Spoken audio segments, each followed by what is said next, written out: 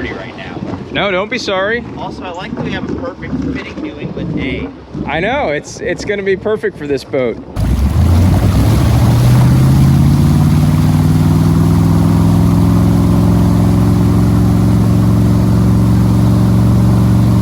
And you got the flag out, which is just perfect. It's not even tied up, it's just staying still. Skyhook activated. Skyhook activated, doesn't need it.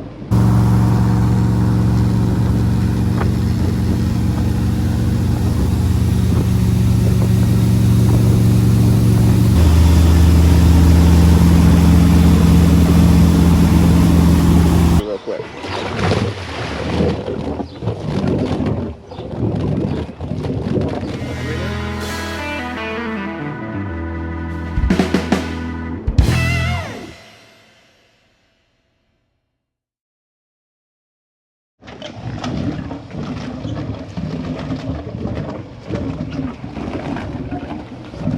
How have you been? Good, how are you? I can't complain at all. Fantastic. Love seeing the Bronco up there. Yeah, my truck's getting inspected right now, so. How's she running? Running perfect. I might have a broken spring on my adapter to make the engine right now. Huh. Doing a little clunk here and there. Yeah, that's okay. But as long as you don't listen, it's fine. Yeah. God, what a great boat. All right, so tell us what's in the boat, year, make, model, where she came from, and just like a quick background. All right, here, let me shut her down then. Yeah, all good. So she's a 1976 Tripp Angler 22 bass boat. It's only 22 feet. Only 22 feet. I thought it was 26 for some reason. No, the early ones were called Palmer Scott 23s. Palmer Scott, Okay. She did the original, built the molds, designed the hull, and then they were called a 23. I think the overall length is like 22 feet 4 inches. Okay. Overall. Yeah. 7 foot 10 inch of beam. So not super wide. For its size, it's pretty. Well, for stout, especially for an older boat. It's on its third engine right now. It's got a Mercruiser 357 Magnum. We'll open the hood here, and you can see the flames on top of it. Right. What would have originally been in a boat like this? I mean, they made them for so long. The really early boats would have had probably a Chrysler straight six in it. You think this is what they put this in 76?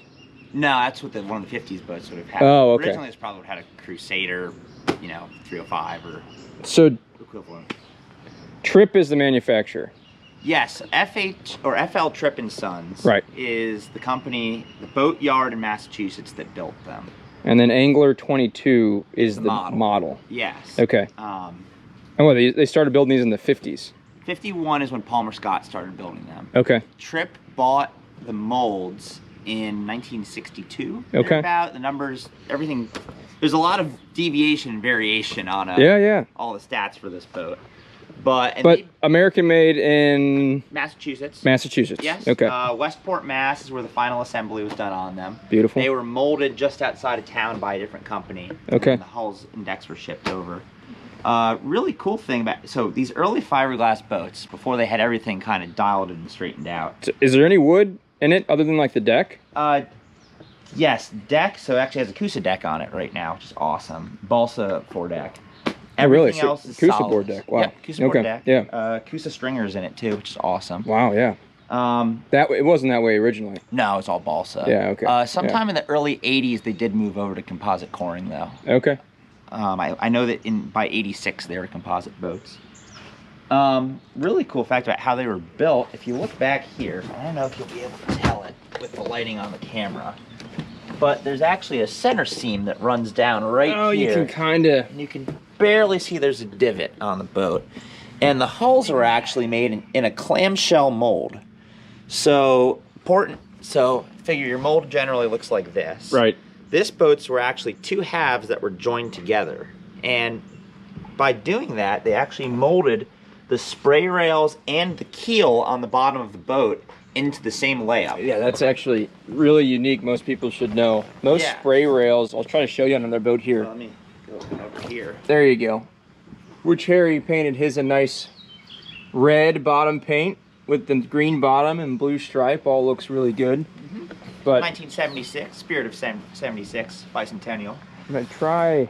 No, none of those boats do. But anyway, most boats have a bolt-on or like a screw-on spray reel, which always are known for failing or you know, getting the hull wet or anything like that. But pretty unique. This one had the keel, which a lot of keels are molded in, but the spray rail specifically, which without them on a boat like this, it's just a wet nightmare. Like the water would just shoot up right over the sides. Shoots right up. Yeah. This boat has a ton of shear to the bow.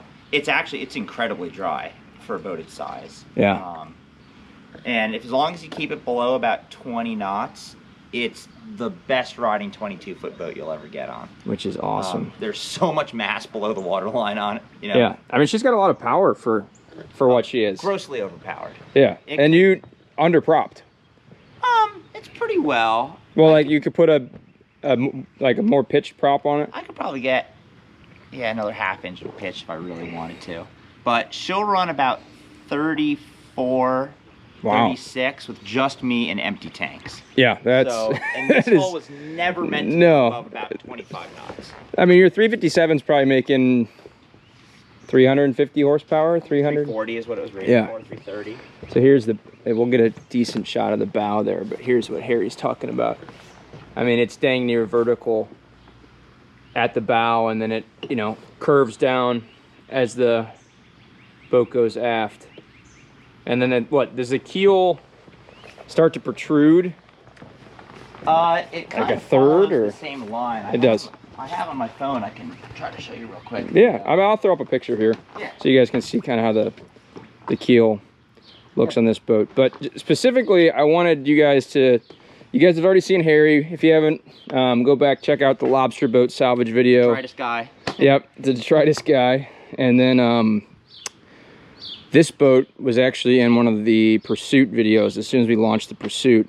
Anyway, when I brought the Pursuit back, Harry was that other boat. But I wanted to get Harry on here because this is just not a boat that you see around the Chesapeake Bay often, and much less, you know, a 76 that's still alive, running and driving on its third engine, and not just a complete piece of wet junk. I mean, this thing's actually super solid, and we'll go for a boat ride here in a little while. Bath right now. That's okay. And next on my list of things to do is redo the non-skid all around. Okay. So, cool. 5 years to try to get on top of that.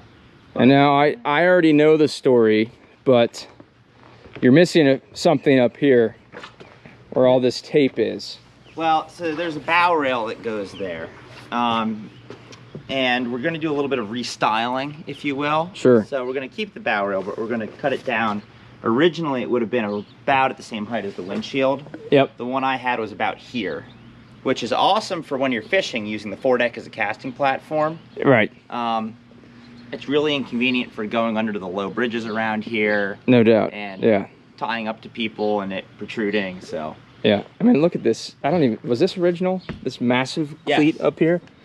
So this boat was built as a commercial boat when new. So it actually has an extra layer of glass all around from production. I mean, guys would run this offshore in Massachusetts. The previous owner bought it, I could be getting this wrong, so don't quote me on this, but I believe it's either 81 or 91. Okay. And it was a commercial striped bass charter boat its entire life. Wild. Since it was brand new, that's just what it did. On the other side, it has the Gloucester, Massachusetts fishing stickers on it. Okay, yep, still on the boat. Yep, and that's just what she did. And as a result of it being a commercial work boat its whole life, whenever it needed anything, it got it done. Yeah, right. So engine blows up, new engines. Right. Deck gets soft, new deck. Well, and I guess, like Harry was saying there, to this boat's testament, the fact that it's still around in this kind of shape is because it was used all the time. Exactly. Unlike a lot of boats that a lot of these boats just sit here and get used once a year. This thing was out there all the time. Mm-hmm. So, just like anything. Back in November, I've already put 130 hours on it. Really? As of mid-June right now. Yeah. So, no, I love it. Every opportunity I get, I use it. Yeah, and you've put a lot of work into it so far. I have all mechanical, not so much cosmetic. I did do hull sides, stuff like that. Yep, bottom paint. Bottom paint. It had, I'm guesstimating, about 30 coats of bottom paint on it. Is it still on there? Or? No, I scraped it all the way down off. to zero, barrier coat, all right, paint, all that stuff. And before we hop in and walk around the boat, the name. Skipjack. Is that original? That is the original name. It is hand painted on there. Yeah. There's a type of tuna, I believe, named skipjack. Right. But it's kind of fun being down on the Chesapeake now. Yeah. There's a type of classic fishing boat called a skipjack. Yep. So it's like it was meant to be. Yeah. Outside of the fact that it's a cool boat, I love the sounds that it makes. Mm-hmm. It is like, you know, if anyone has ever had an old Chris Craft, an old ski boat, I mean, give her a fire up here real quick.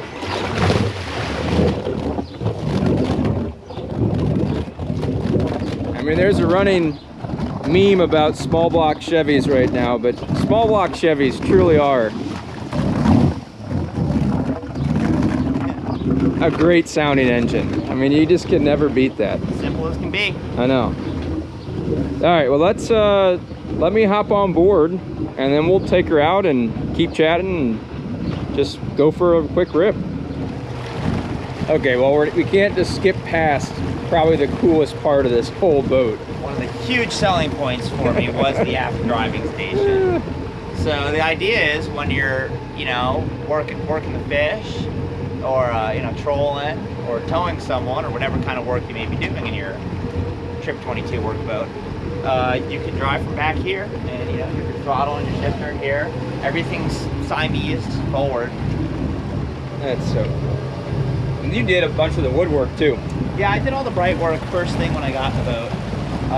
It was all, you could say silver, but it was more than silver. Yeah. When I got it, so it all cleaned up really well. Good. Yeah, all original wood. Yeah, I mean, look at this one up here. It's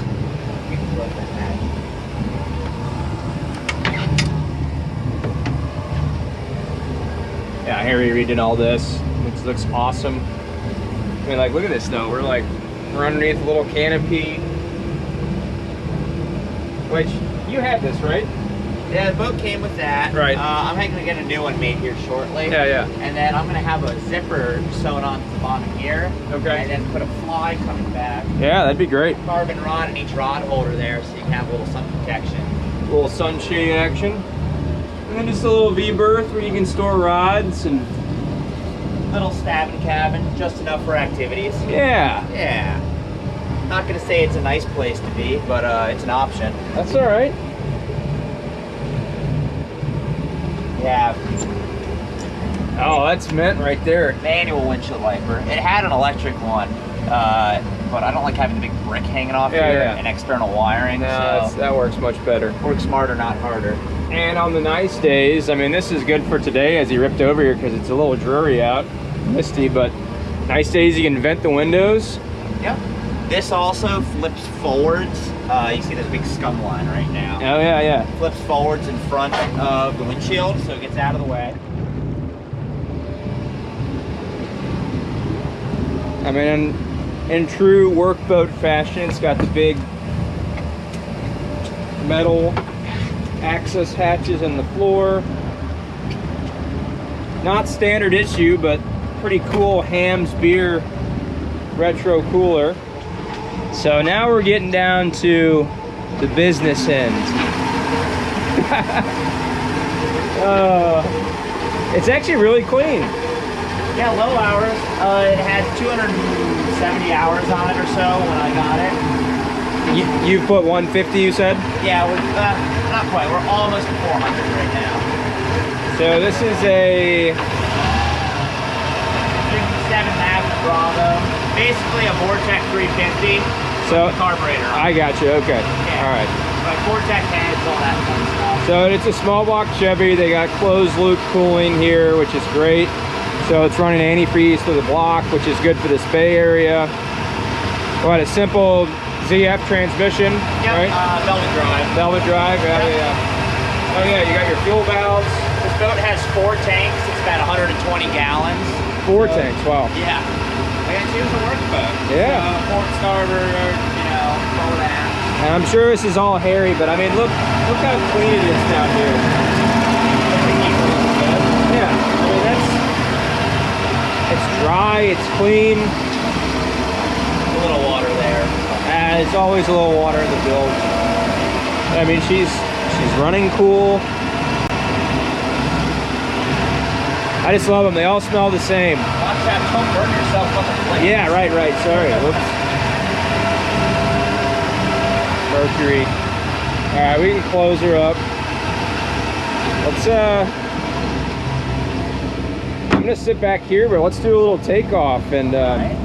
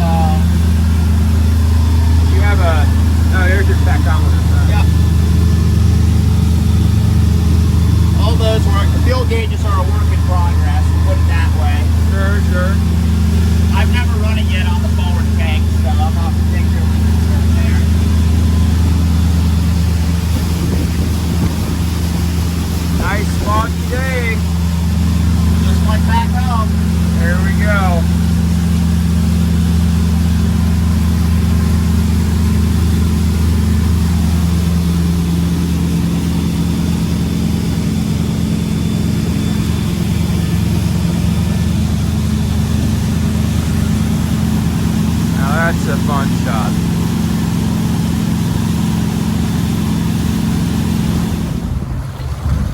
So whenever you're ready.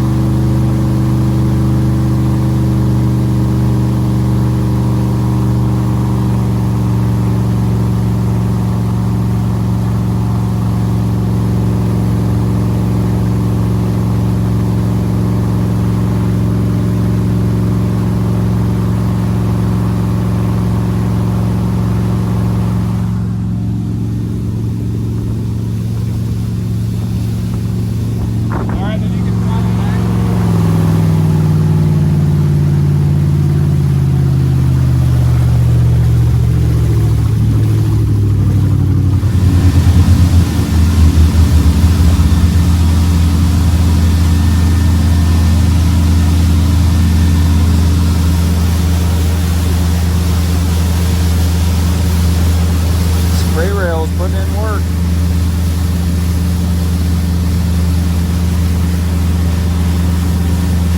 Spray rails are doing the job.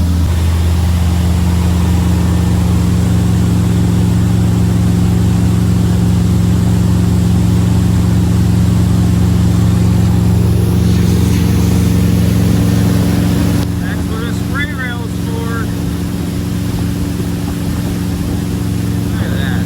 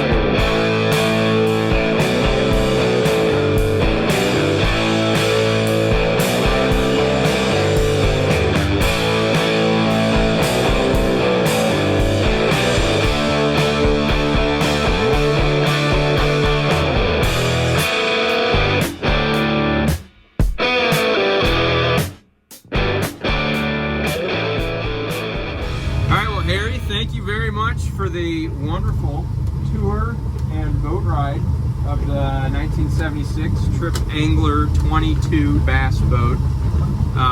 Picked a pretty perfect day out here, nice and Very down east. Down east. The boat felt right at home. It ran awesome. You guys saw on the footage there. It's just it's a great running boat. I would argue they don't make too many 22 footers that run and drive like this, much less no one's building inboard straight shaft boats anymore, which is a shame. But cool piece of history. Thank you for fixing it up. No problem. We're getting work in progress, but we're getting there. Beautiful. So. And Harry was just telling me there may be a couple more of these boats on the bay. Yeah, potentially. Sweet. So. All right. Well, thank you guys for watching. It's Boat Restoration by Ben. Harry's Projects on YouTube. Yeah. Yep. Harry also has a YouTube channel, Harry's Projects. Go check it out. And Harry has been a great friend and supporter of the channel, so I'm happy to support his as well. And this will not be the last time you guys see Harry on the channel or the Tripp Angler, because I think we need to do a collaboration video and get both the boats out together. 100%. Let's do it. So, all right, let's ride off into the not so sunset. It's somewhere. Have a great day, everybody.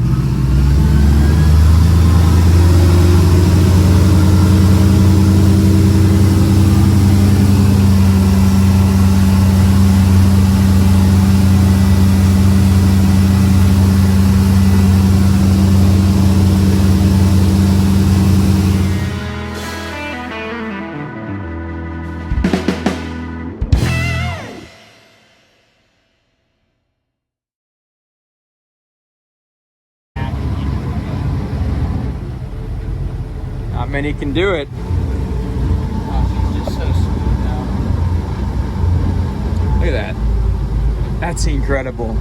Big old rudder, big old keel.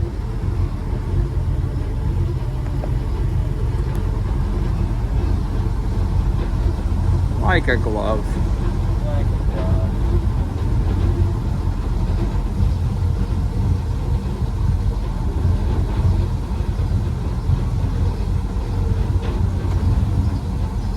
Look at that. It's like parking a car.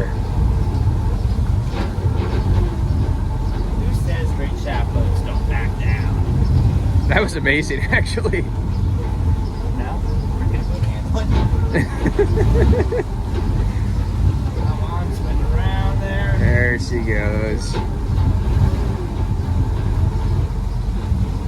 Attaboy.